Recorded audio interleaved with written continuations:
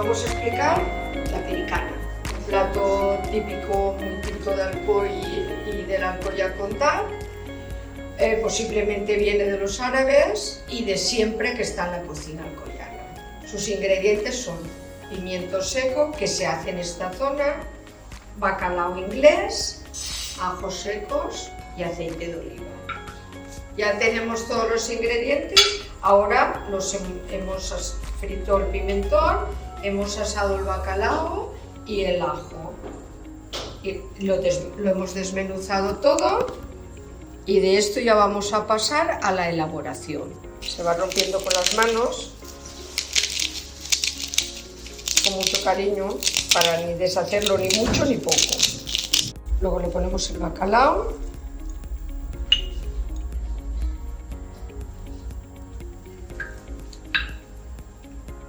Y luego el aceite.